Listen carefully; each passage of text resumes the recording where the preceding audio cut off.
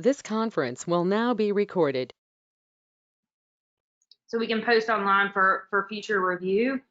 And then if you are registered for the session, a link to the presentation and the original Greenville County Council report will be emailed to you following this meeting. So we're very excited that you have all joined us to kind of learn more about the CARES Act work that is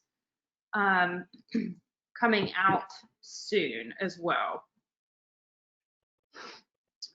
So to get us started, I am going to unmute Leslie Latimer, and she's going to share a little bit about Palmetto Shared Services Alliance.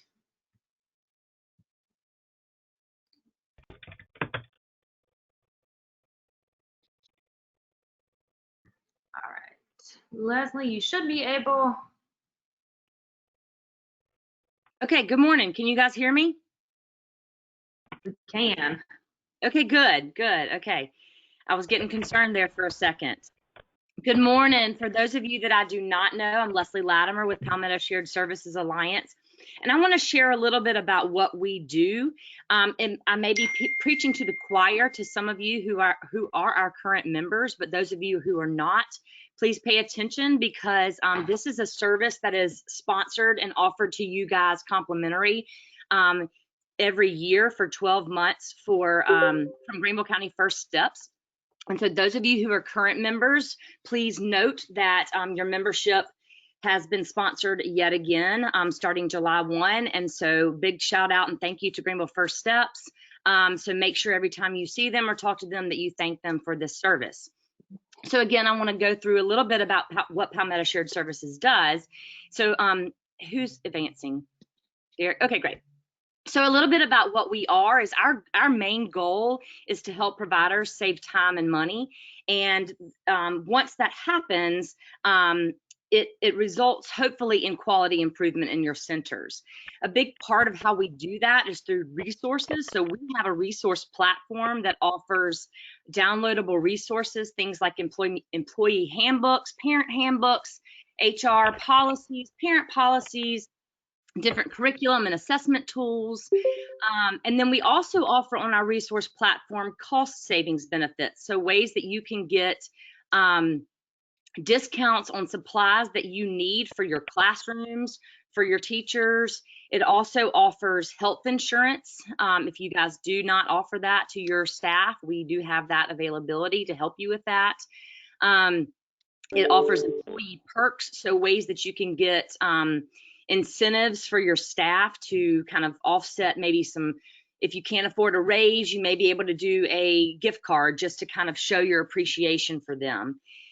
Another way that we help through resources is obviously things like this. So partnering with other organizations like Greenville First Steps, Childcare Resource and Referral, Institute for Child Success, etc., by offering resources and ways to kind of push out information to providers throughout Greenville County. Will you advance to the next slide, please? Another piece of what we do is our online and on-site professional development. So we have an online learning management system where staff and directors can get South Carolina Endeavor approved, DSS approved trainings, and they typically are about $10 an hour, but our members are half price, so they're about $5 an hour, which is really affordable. We also offer packages, so if you're, as a director, you can call us or email us and we can sell you a package at an even more reduced rate to where you can offer training for your staff kind of in the off hours, or if they get a lunch break, they can do it on a computer in your break room. But it's a way to kind of help your frontline staff get their required training, obviously, but at a cheaper and easier route. The last piece that is it's kind of a new thing for us, we've had it about a year, is our Career Connections. So it's a dedicated job board for early child care. And what we do is you create an account, you create a job description, etc., and you post it on our job board, and we then push that to 8 different job sites, places like Indeed, Monster, those type places. So you're getting maximum exposure by only having to place it in one on one platform but that's also included in your membership. And so it used to not be, it was a different tier, but we have since found a better way to integrate that. And so as part of your membership, you're able to put out your jobs easily to all these different sites, but not have to pay anything in addition to that.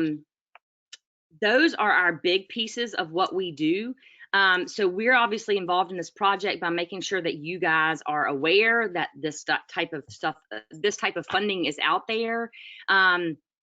And, you know, again, this is a major function of what we do is by connecting providers to resources. So on the screen that you see right now, if you're not a current member, you can contact Shelly, and I think Ann Lee is going to email out her contact information as well. Most of you probably know Shelly. She's our outreach coordinator, so she's kind of the front face of Palmetto Shared Services, working with the providers. So if you don't know Shelly, you need to get to know her. She's great at what she does, and we would love to walk you through the different services that we offer. And even if you need a refresher, if you're a current member and you want a refresher just to kind of see some of the new things that we have, I think that would be great. But lastly, and I think we'll cover this a little bit more throughout the presentation, we do have an entire section dedicated to COVID-19 and coronavirus resources. So there's a lot of things that you can download, new policies and procedures that you can put in your handbooks, posters and flyers that you can hang in your center or send home with parents. And then also some things to kind of help you understand how to change some of your safety practices in your center. I think I've covered most of everything, and so I think I'm going to turn it back over to Derek. If you guys have questions, please let us know. We're excited about this opportunity. Thanks, Leslie. This is Derek Lewis, the Executive Director of Greenville's First Steps office, and working with shared services from its inception has been a real privilege, and Leslie and Shelly have done really incredible work across the state. And so it's just really a great opportunity, and Greenville First Steps, again, is funding every Greenville site, whether you're registered or licensed, whether you're a family home provider, or whether you serve 500 kids. Your registration fee, your annual fee for shared services is covered. So I hope you'll take advantage of all that they offer there. So you're here today, I think, because you want to know more about the CARES Act and funding that County Council has made available to the childcare sector. We are going to convert this PowerPoint presentation to a PDF and send it out to everyone that's registered for the session. So I know some of you are great note takers and are probably going to try to scramble around and take as many notes as you can. I will probably move more quickly than you would like, but just know that you're going to get a copy of this for your own record, so you don't have to write everything down. Just a couple of things before we get started. We are currently in conversations with County Council staff about how this scholarship, this grant program is going to be administered. And there are a lot of questions that we've asked of them that we have not received permanent answers on. And so what we're telling you today is what we believe to be true, and it's all based on the documents that were approved by County Council 2 weeks ago. But there's still a lot of details that are being worked out. So please, some of this may change. And once we have all of the details finalized, we're going to send that information out to you as well. So it's possible that you may see some things in here that we believe to be correct today that may not be correct at 5 p.m. this afternoon. So we're working on it, and we will get you accurate information as soon as it's confirmed. So what is the CARES Act? The federal government approved funding for COVID-19 related expenses, and the CARES Act included allocations that went to very narrowly defined categories, and they were not intended to offset lost revenue. So CARES Act funds were meant for professional development or for health-related investments, but they weren't meant as a way to say, oh, I lost $15,000 this year because we were closed. That's a different bucket of money. You may have also been notified about CARES Act funding that's coming through DSS, and this is not that funding. This is totally different than that. So you're eligible for it, and you're eligible for this money, separate pots, and you'd be eligible for both. County Council designated a number of local fund managers to distribute large buckets of money, and we're going to go through some of those down here below. So of the 91 million, 70 million is actually going to help relaunch small businesses. And that money will be administered differently. And so originally that's where childcare money was. And after some really great advocacy work by many people on this call, County Council agreed to move 1.71 million of money to be dedicated just to childcare providers. So if you ever get to speak to one of your county council representatives, you really need to thank them for not making you compete with local pizza chains or hair salons. They recognized that childcare was an essential business and needed a dedicated source of funds. You can see here some other funds that they also dedicated: minority small business relaunches, funds for county government, funds for municipal governments, and funds for housing. But what I think is incredible about this is 1.71 million was dedicated to childcare. That's the most county council has ever dedicated as an investment into the childcare sector in the 20 years that First Steps has been here, and probably ever. And you can see that they dedicated more money to childcare than even they dedicated to their own county government operations. So it's a real substantial investment. So the way county council got to that 1.71 million is they dedicated $1,000 for every registered or licensed family home provider. So if you're in Greenville County and you're registered or you're licensed and you provide care in your home, then you're eligible for $1,000. If you're a licensed child care provider and you have a DSS capacity they used February numbers. So if your DSS capacity was 50 or fewer, then you're eligible for $5,000. If you're a licensed child care provider and you have a DSS capacity of 51 or more, then you're eligible for $10,000. And eligible just means you have to complete the paperwork and it's there for you. There's not a grant making process. You're not going to compete with other people. There's enough money here to cover all three of those buckets for every registered family home provider and every licensed child care provider. Then we also set aside $140,000 for bulk purchasing of personal protective equipment and childcare supplies. Personal protective equipment, and Leslie talked about through shared services, things like masks and face shields, gloves, cleaning equipment, all of that is covered. But the other thing that they covered, which I thought was really important, and we'll talk about a little more in detail, is they recognize that childcare providers typically have a lot of equipment and supplies that children are sharing, which in our new era of social distancing and in protection from one another's maybe spreading of germs, we recognize that maybe not every kid should share the same pair of scissors, or share the same books, or share the same blocks, or share the same blanket. And so these funds actually are going to be available to purchase that kind of equipment as well. And then we have dedicated $50,000 to both help parents understand the protections that you have put in place to help parents become more comfortable with returning to your center, and also help employees understand the protections that are in place so that hopefully those employees who were furloughed or who left during the summer because they were uncomfortable working will be able to return to work. And most of that is going to be resources that are available either through social media or online or through print publications, or they're going to be downloadable resources available through the shared services platform. So you're going to hear more about all of this later.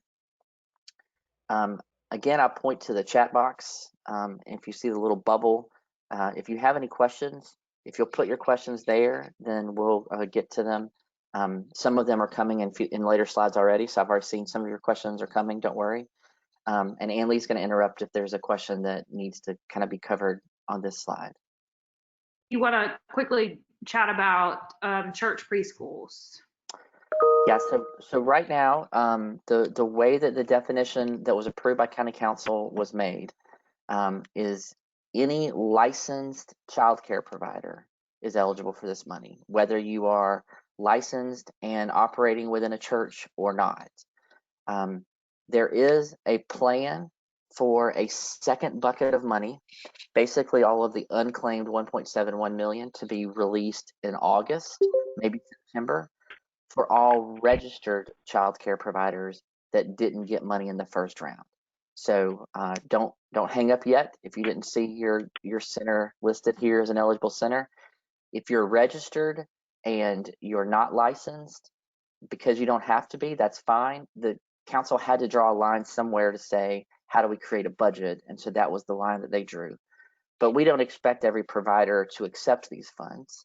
As an example, we invited 240 people to this call today and 150 registered. So already there's 90 people that we thought would receive these funds who didn't even come on the call today. So if you're a registered provider, I anticipate there being funds available for you. They just won't be available in July. We'll get to that in a little bit when we get to the timeline.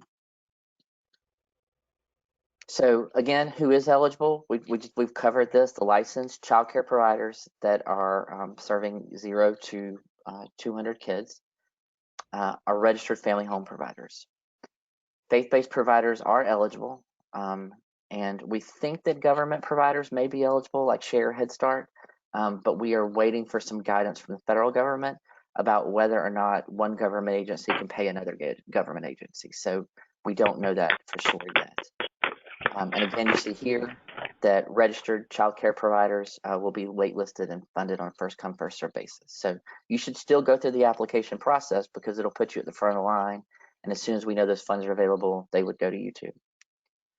We ask that all these providers be in good standing with DSS. That does not mean that you have no citations. We know that everybody has some period of time where a citation may have been issued and you may be working to resolve it. That's not what this means. This was really more made for any organization that may be currently being closed by DSS or may be under some sort of remediation that may require them to change behaviors in order to stay open. So I'm sure it doesn't apply to you. The other definition of eligibility is that either the provider has to be currently open or you have to intend to be open by Labor Day. So if you're currently open and in business, great, you're eligible. If you're not open today, but you think you probably will be open by Labor Day, you're eligible. If you're a faith-based provider and you're waiting for your bishop or your head of your church to tell you that you can reopen, you can still apply because my guess is that you would say you intend to reopen by Labor Day. So this is not so much a hard and fast rule as just to make sure that we don't want to send these funds to a provider that went out of business and doesn't have any intention of going back into business. So this definition of do you intend to reopen by Labor Day, that will be the question. And if you intend to reopen, whether you are or whether you do, you'll still be eligible for these funds.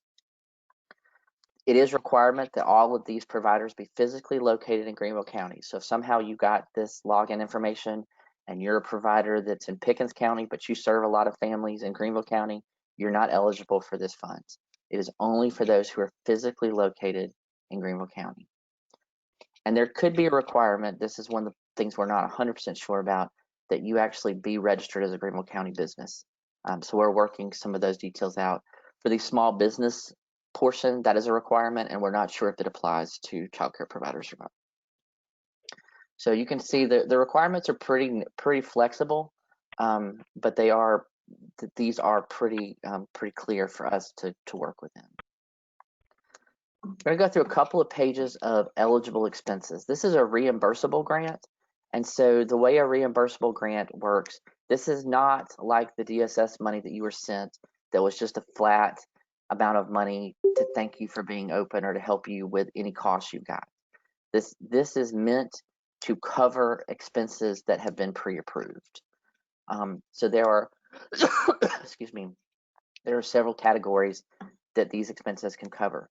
One thing I do want to say that's down here at the bottom so that we don't lose it. This covers any expenses that you've incurred from March 15th, so already spent, all the way to October 15th. So if you were open and in April you bought $5,000 worth of cleaning supplies, then if you have those receipts, that can count towards your expenses. You don't have to spend $10,000 in new money if you have receipts to cover your old money. So here are some of the categories that you could spend this money on. You could spend it on personal protective equipment, so gloves, face shields, masks, thermometers, both personal protective equipment for your staff, for your students, and for parents. So anything that you feel like you would need in order to ensure that your providers have the equipment they need, and your parents you can cover. You can use this money for salaries, for things that are substantially dedicated to COVID-19 related responses. So for example, if you've got a cleaning crew that comes in every night and is disinfecting the building, those costs could go towards this. If you've got staff that you're assigning every day, 2 hours a day to do some sort of disinfectant work, that work can be paid for with this. You can also use it for an emergency response team. You probably would be able to use it for some of your salary if you've devoted a substantial amount of time to planning for COVID-19. You'll just have to document that, and we'll go through all that. Once we have the grant up and loaded, there'll be templates for you to use to document that. You can use it for disinfectants and cleaning supplies. And then we talked about this for a second earlier, but you can use this for classroom equipment. So if you want to make a personal set of art supplies for every one of your kids, you could use this money to go to Classroom Direct or go to Kaplan and order 75 kits that every kid could have their own kit and be separately labeled so that kids aren't sharing construction paper, and they're not sharing scissors, and they're not sharing glue sticks, and they're not sharing crayons and markers. You could do that. You could also use it for books. So if you wanted to send books home to your kids and you don't want books coming back and forth, or if you want to create a book bin for each of your kids so that they can use those books and then be able to take them home when they're finished reading them, you can do that. Anything that you use to kind of help keep kids from sharing things, which seems counterintuitive for a child care center to stop kids from sharing, but anything that you can do to kind of help keep kids from sharing germs by sharing equipment, you can use here. We were at the Y the other day, and they had an entire session of trainings around activities to do with pool noodles, because they have geniusly discovered that a pool noodle is 6 feet long. So they've invented all of these games to do with pool noodles. That would be an example of classroom equipment that you could buy. You could buy 400 pool noodles and have them in your center if that's what you felt like you needed to give kids activities that would keep them 6 feet apart from each other. So all of that is information, all can be covered. So other things that you may also cover is signage. So if you need to do signage to help inform families about new policies, or if you need signage to reassure potential clients that your center is safe, or if you need to remind families about social distancing guidelines, all of that signage could be covered here. Shared Services actually has most of these documents on their website, which again is a free service that they're providing to all Greenville County providers. So you could go to their website, you could download the content, you could edit it to suit your center's needs, you could take it to a printer, they could print it, and you could pay for the printing costs with this money. If you need facility equipment, if you want to make sure that your front desk has a plexiglass barrier, then these funds could be used for that. If you realize that there's probably some food preparation processes that you need to put into place to help ensure that staff aren't coming into contact with children's foods, then you could use these funds to do that. If you need to make resources for parents to help tell them about things that are going on then around COVID-19, you could use that. You can also use this money for professional development for your staff. You won't be able to use it for all training, but any training that's COVID-19 related, or any training that's related to activities that you bought equipment for is related. So back to pool noodles, you buy 500 pool noodles, you want to do 4 hours of training with your staff on social distancing activities, and those 4 hours of training, all of the staff time and the money to pay the trainer could all come out of these funds. So there's a good menu of things that you can use these funds for. Again, if you've already stayed open and you've been spending money on this kind of stuff since March 15th, then all you have to do is turn in your receipts, and that counts. You don't have to spend new money. Even if you got money from DSS for COVID-related things, and because you got that money, you went and spent money on these other things, you can still turn in those receipts. So all we need to do is just get an accounting of how you spent this money. We're not going to ask for an accounting of how you spent all the other COVID or CARES Act related funds that you may have received. We've got a section on ineligible expenses, but I'll stop there in case Annalee has any questions. I think we're good on the expenses. Okay. So there are a couple of ineligible expenses. So one, we talked about this earlier. This is not meant to cover your payroll. So if you've got day-to-day staffing costs and you wanted to use this money to cover your staff, you could not use your money that way. You can't use it to cover lost wages. So if you furloughed people, you can't send them all $1,000 bonus to incentivize them to come back to work. Now you can do a full day of professional development and pay them for that day, and pay for the food for that day and pay for incentives for that day. So there are ways that this money can get to staff, but it's going to have to come through professional development and training, not through just I'm going to send everybody $500 because I feel bad that they didn't work this month.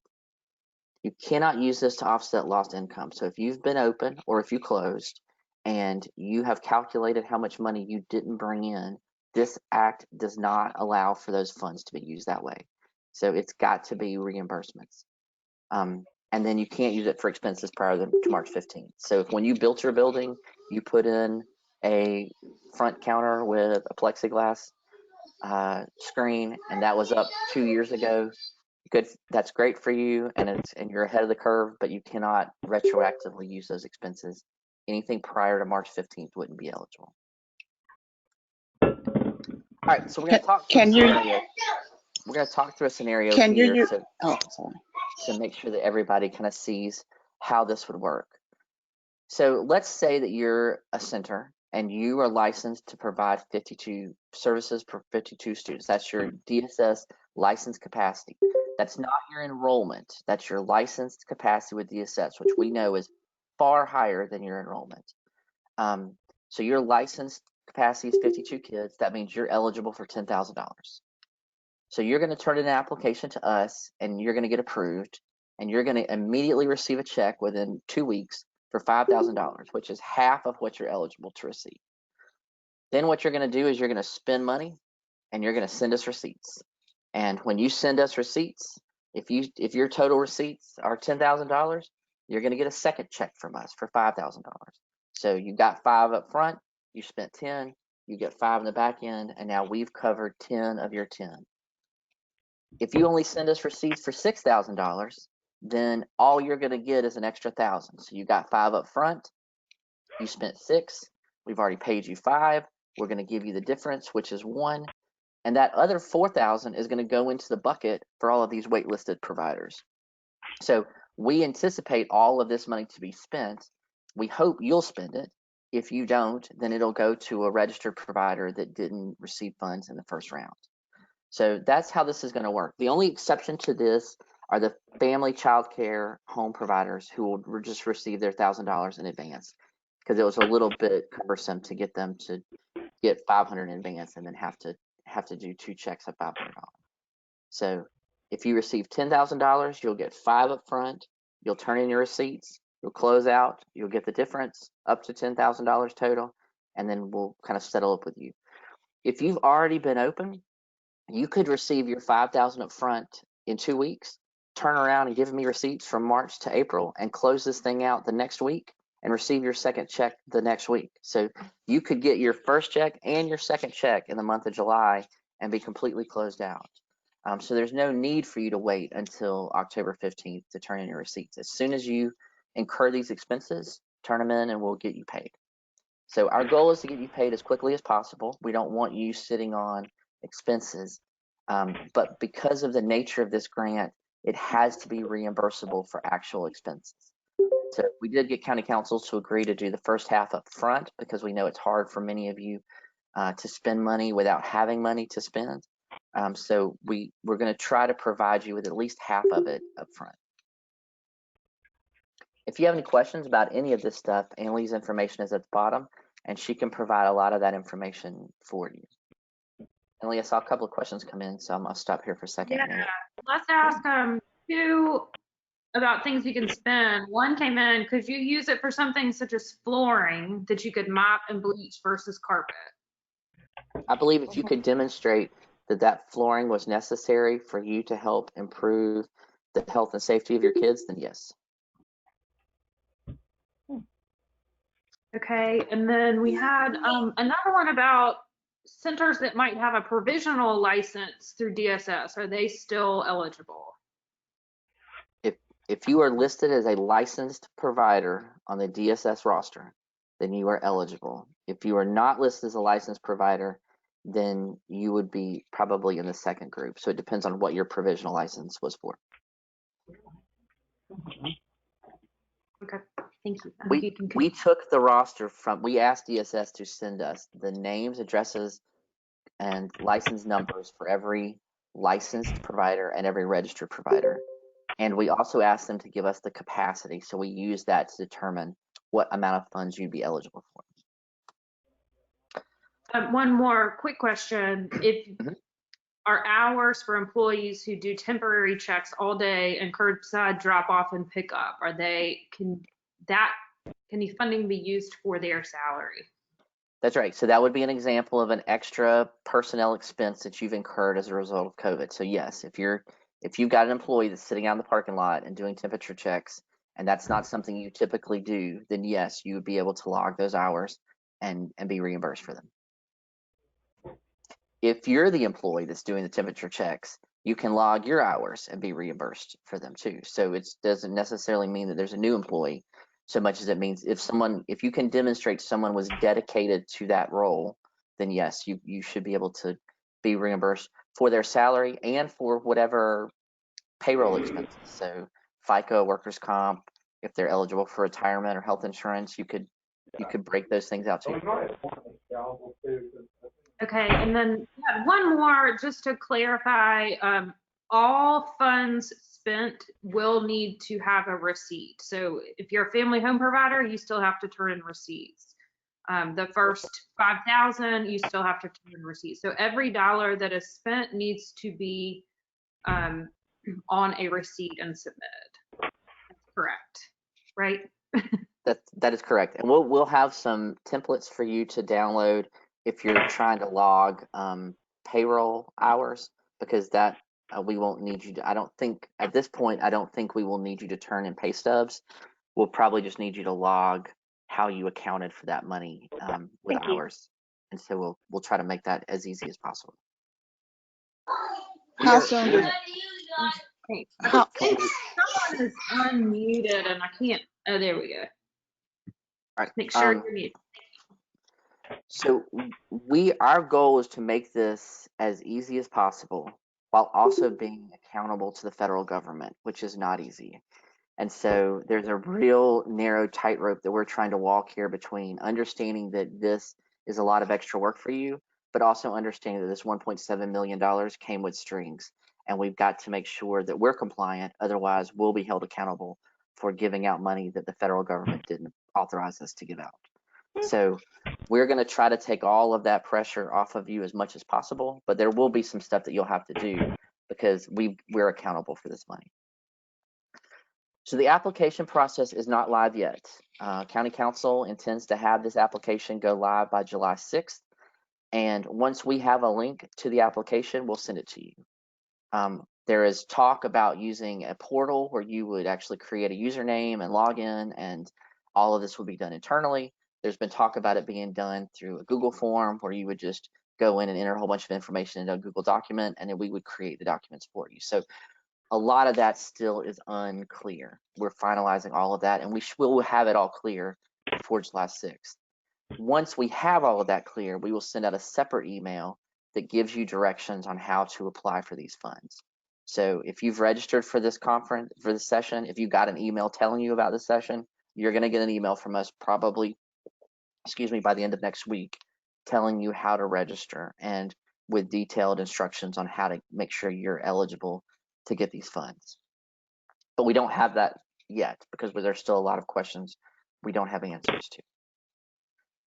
So I'm going to go through the timeline here, just so we're all clear. So on July 6th, we think is when the application will be open. We will be approving applicants on a revolving basis. So if you apply on July 6th, you're probably going to get approved before somebody that applies on July 30th. But I can't guarantee that you'll be approved on July 6th, because if 220 of you all submit your applications on July 6th, it may take us a few days to get through it. But once you're notified that you've been approved, that means that we've authorized a check to be mailed to you.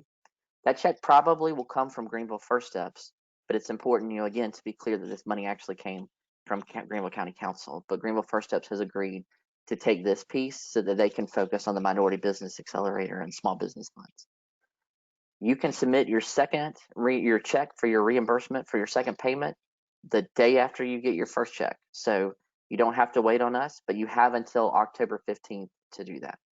Once all your receipts have been uploaded and they've been approved, again, we'll send you an email to tell you that that's all been approved, and a check is going to be cut and mailed out to you within 2 weeks. The October 15th deadline is a hard deadline because we need to have all of these funds spent by December 20th.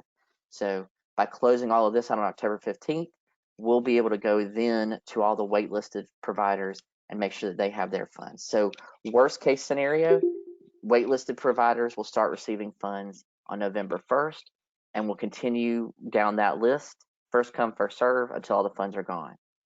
If we start to see in August that a number of providers aren't accepting these funds, then we probably will move up that waitlisted group to late August, early September. But right now, we're telling you, worst case scenario, November 1st is when those checks would start coming out.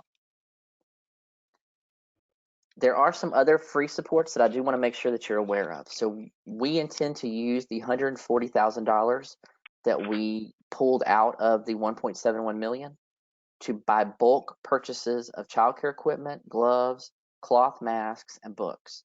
And all of that will be distributed at some point during the summer. We're still working on a couple of details on that and finding the right vendors.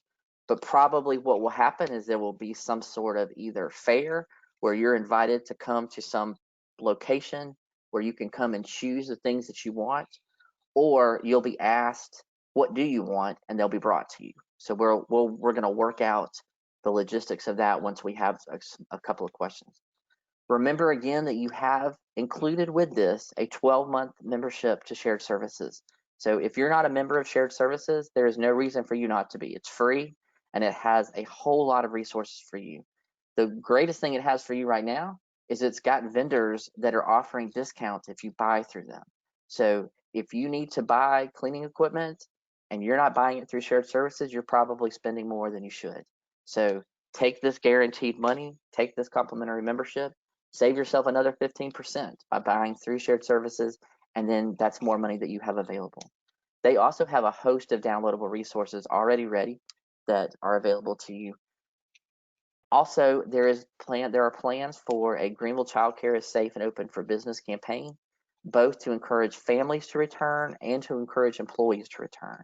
And so those will be done probably in the fall.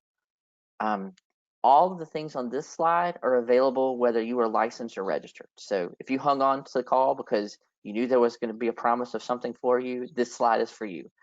Even if you don't get the $10,000 because we run out of money before we get to all the registered providers, you're still going to be eligible for the books, the childcare equipment, the personal protective equipment, the 12-month membership to shared services, and you'll still be featured in the Greenville Childcare is Open for Business campaign that we'll do in the fall.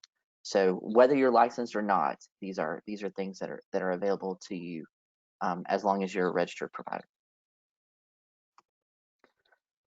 So I'm going to review a couple of expectations of childcare providers, and then we'll get to the questions. It looks like we have 25 of them, so we'll go quickly. You have to be eligible to receive these funds. You have to be open, or you have to currently plan on being open by September the 2nd. If you think you're going to be open and you're not open by September 2nd, you're still currently planning on being open by September 2nd. So if you think you will be open, then you're still eligible. You're going to be asked to provide accurate and timely information, and you're going to ask to provide receipts or invoices for all of these expenses. And that will guarantee that we have summaries of receipts for how all of these dollars were spent that we can send to county council and they can send to the federal government. There probably will be some additional data that we're going to request for you. For example, county council is going to have to demonstrate that this $1.7 million resulted in childcare providers being open for families. So you're probably going to get some surveys where you'll be asked, like, how many kids do you have currently in your center? How many open slots do you have? And then probably in October, did these funds help you offset any expenses so you could stay open? Just general kind of things like that. We are not asking for individual client data. You will not be asked to provide any sort of information about each kid. you may be asked to provide some demographic data just to understand kind of which communities benefited from this. But we will make that as easy and as anonymous as possible. And the other thing is that you're giving us consent to feature you, which I think you would want. But if we decide to go on the news and talk about this 1.71 million, we'd want to be able to name Small Impressions as an organization that received these funds so that people can put a face to a name to a recipient. So if you receive these funds, you're giving us permission to mention that you received these funds. All right, so we went through all the next steps. You're going to stay tuned for July 6th. So over the last couple of days, we've gone through some frequently asked questions. Now would be a great time to put those questions in the chat box. I'm going to go through the ones that we assumed you would have as questions, and then we'll let Ann-Lee kind of jump in after that. So that'll give her time to catch up. So again, if you're not currently open, then you're still eligible as long as you plan on reopening by Labor Day. If you received P payroll protection funds, you're eligible. If you received the small business loans, the EIDL funds, you're eligible.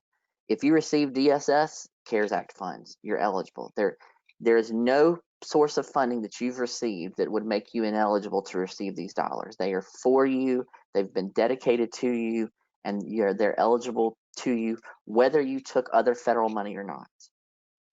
We talked about church-based providers. So churches are technically ineligible for CARES Act money in all of the other buckets. So Christ Church can't go for the small business bucket because churches are ineligible. But we have worked with County Council to make an exception for church-based childcare providers. So the Christ Church preschool is eligible for these funds, even though the church may not be eligible for its own bucket of money. So yes, as long as you have a DSS license, you can apply. We've answered the questions about whether you're registered or licensed. I do believe, based on history that we have had with other programs like this, that probably 30% of the money that we have available will go unclaimed. So I do think you're a waitlisted provider and you get your stuff in July, you're probably going to get some money from us. You may not get the full $10,000, but I feel pretty confident that those funds are going to be available for you. I'm sure that each of you have unique specific questions like the flooring question that you want to know.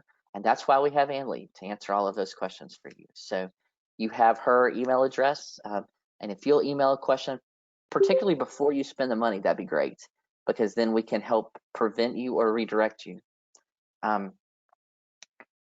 We've covered the other half. The last question that we have been asked already, and so I want to be upfront with you. Technically, if you received an advance from us, so if you receive that first $5,000 and you don't spend it appropriately, we are expected to ask you to give us that money back.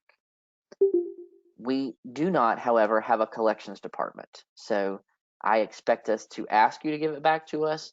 I don't expect us to give you the second half of the money, but I don't expect us to go and sue you for the money that we gave you that maybe you didn't get to spend. Or maybe you took the full $10,000 because you intended to open on Labor Day and you're not going to. Those are circumstances that we can help you work around. So don't not apply because you're not sure about whether you're going to be open or not. If you think you might be open, go ahead and apply whether you're sure or not. All right, Ann-Lee. One quick piece of clarification. Labor Day is September 7th. That is the date that you need to be open, not September 3rd that I think a couple of slides said, but Labor Day, September 7th is the right one. So a couple people had questions, Derek, about if they are registered, and I know you've just covered it again, but just clarify again, if they are registered, is it the same application, and should they go ahead and apply now? Yes, it will be the same application, and yes, you should go ahead and apply now. We want to go ahead and get your information into the system as quickly as possible, so that when we go to those registered providers, you're already on the list. So I would recommend you go ahead and do it, even though you may not get any. One, because it will make a strong case for us to go back to council and ask for more money if we allocate all of this and we have a huge waiting list. But two, it will help us more quickly get money to you if we realize we have funds available. So some of them some questions were asked about should listed centers hold on to receipts until they are approved? Do you suggest they go ahead and spend funds or wait until they are approved to purchase anything? So I would say that is your personal decision. We will not be making any commitment to providing any funding to any organization that's waitlisted. So if you need a commitment from us before you can spend that money and you're waitlisted, I wouldn't spend it. But if they're expenses that you're already incurring, then just keep holding on to your receipts because you would have spent that money either way, and you can hold on to that money.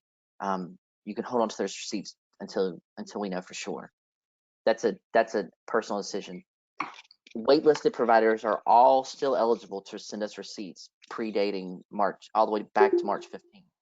So there's no reason not to spend it unless this is money that unless it's things you wouldn't have bought if you didn't know you were going to get this money. Okay, and then there were a couple of questions about what the money can be used for. Another couple ideas just to throw out there. One, a question about covering costs of putting up a shade playground so children can stay out there longer to encourage outdoor play and not in the confines of a classroom. So in the grant that was written, it said that that funds cannot be used for facilities. So I'll have to look into that one to see whether a shade structure is considered a part of a facility or if it's considered equipment. I think it makes sense the way that you described it, that probably it would be okay, but I would need to confirm that. So we'll put that in the FAQ box and on the PowerPoint when we send that out to you with an answer once we get an official answer. Okay.